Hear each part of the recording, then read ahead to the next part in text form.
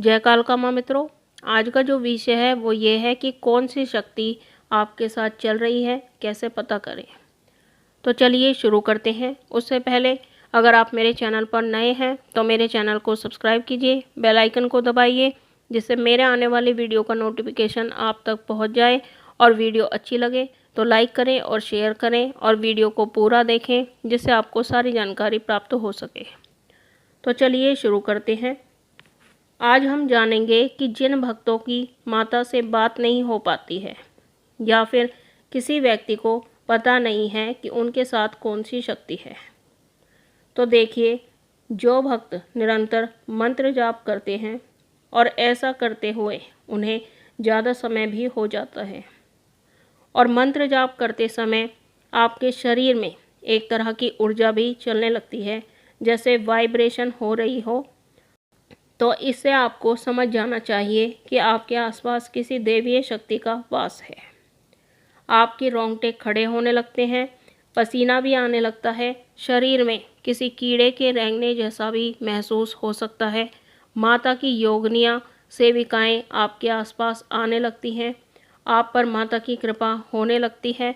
जब आपके आसपास किसी देवी या देवता की शक्ति आती है तो आपको अनुभव भी होने लगते हैं, जैसे रोंगटे खड़े होना, उबासी आना, किसी मंत्र का जाप करते समय या भजन सुनते हुए आपको उबासी आने लगती है।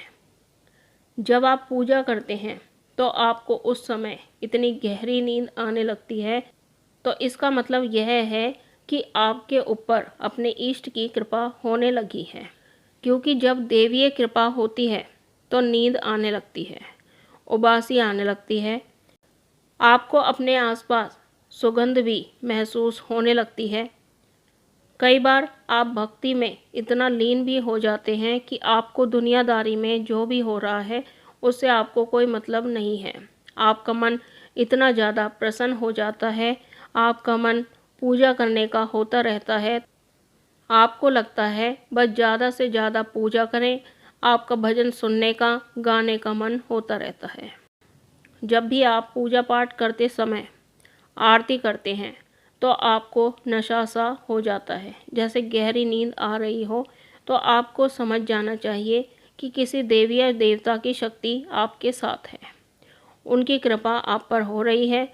कई बार ऐसा भी होता है कि हमारे साथ जो शक्तियाँ चल रही होती हैं वो खुद भी संकेत देने लग जाती हैं, जैसे कि सपने के माध्यम से आपको जानकारी देती हैं, या फिर सपने में आपको उनके मंदिरों के दर्शन भी होने लगते हैं, तो वो अपना साक्षात रूप भी सपने में आपको दिखा सकती हैं।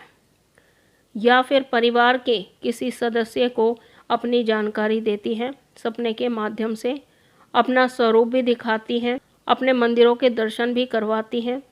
कई बार ऐसा भी होता है कि आप कहीं गए हो किसी जगह पर, और वहाँ आपको किसी व्यक्ति के माध्यम से वहाँ के किसी सिद्धपीठ मंदिर के बारे में पता चलता है और आप वहाँ दर्शन करने चले जाते हो, आपका भी वहाँ जाने का मन हो जाता है।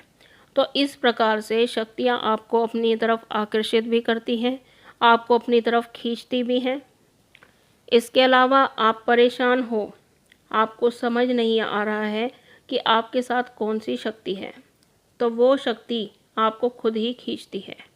या तो वो शक्ति आपको किसी अच्छे सच्चे भगत तक लेकर जाएगी, या फिर आपको किसी ऐसे व्यक्ति से मिलवा देगी जिसे इन सब के बारे में अच्छी तरह से जानकारी हो। ऐसा भी हो सकता है कि जो शक्ति आपके साथ है वो आपको बार बार अपने मंदिरों के दर्शन करने के लिए आपको बुलवाएगी। आपके मन में ही ऐसे विचार आने लगते हैं कि मुझे तो इस जगह उस देवी देवता के दर्शन करने जाना चाहिए। आपका अपने आप ही मन उनके दर्शन करने का होने लगता है। तो इस तरह से भी आप जान सकते हैं कि आपके साथ कौन सी शक्ति चल रही है। लेकिन आप फिर भी अपने साथ चलने वाली शक्ति के बारे में नहीं जान पाते हैं, तो आपको एक छोटा सा उपाय करना है।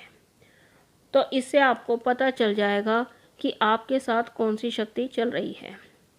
तो उसके लिए आपको एक पानी वाला नारियल लेना है। पानी वाला नारियल लेने के बाद आपको प्रसाद लेना है, जो भी आपकी इच्छा हो। आप चाहे तो 5 बतासे ले सकते हैं, चाहे आप मिठाई ले सकते हैं, लड्डू ले सकते हैं। तो ये 2 चीज़ें आपको लेनी है।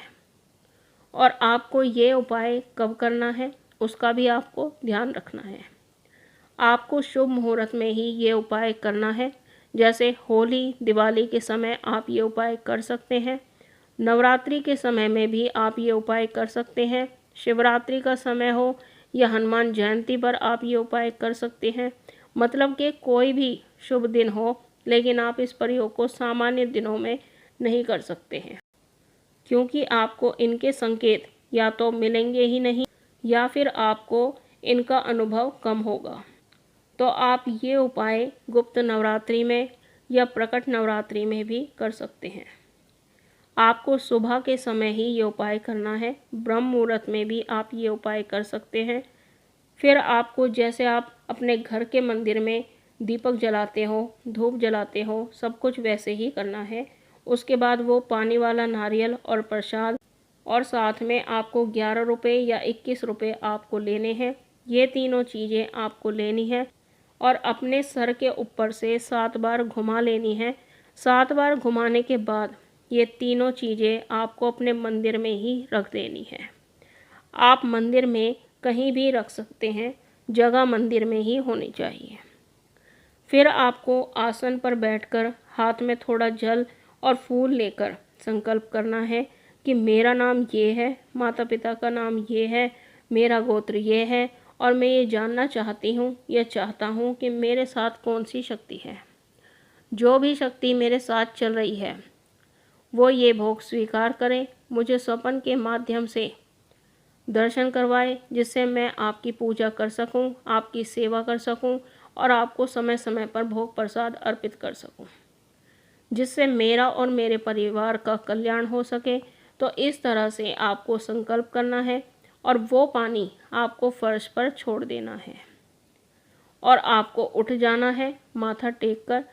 3 से 4 दिन में ही आपको वो शक्ति रास्ता दिखा देगी, संकेत भी देने लग जाएगी। जिस भी देवी या देवता की वो शक्ति है वो आपको सारी जानकारी दे देगी। अगर आपको कोई संकेत नहीं मिलता है तो इसका मतलब यह है कि आपके साथ कोई शक्ति नहीं चल रही है। आपको जो भी परेशानी या दिक्कत हो रही है वो नकारात्मक शक्ति के कारण ही हो रही है, क्योंकि जब भी हम किसी देवी या देवता से अरदास लगाते हैं, उनसे प्रार्थना करते हैं, तो वो शक्ति अपने बारे में ज़रूर जानकारी देती है। अगर आपको कोई संकेत नहीं मिलता है तो आपको अपने इष्ट की पूजा सेवा करनी चाहिए। जो भी आपको पसंद है, जिनके लिए आपके मन में सच्चा भाव, सच्चा प्रेम होता है, चाहे वो माँ दुर्गा हैं, चाहे वो माँ काली हैं, भगवान शिव हैं, भगवान विष्णु हैं, जो भी आपको पसंद है आप उनकी भक्ति कर सकते हैं, उनकी सेवा कर सकते हैं और आप सामान्य पूजा भी कर सकते हैं। तो मुझे आशा है आपको ये जानकारी पसंद आई होगी। पहली बार चैनल पर हैं तो वीडियो के नीचे जो लाल बटन है उसे सब्सक्राइब कीजिए, बेल आइकन को दबाइए, जिससे जो जानकारी हम डालें वो आपको सबसे पहले मिले। लाइक कीजिए, शेयर कीजिए और सभी भाइयों बहनों तक ये जानकारी पहुंचाइए ताकि और लोग भी इसका फ़ायदा उठाएं। हम मिलते हैं एक नई जानकारी के साथ, तब तक के लिए जय महाकाल, जय महाकाली।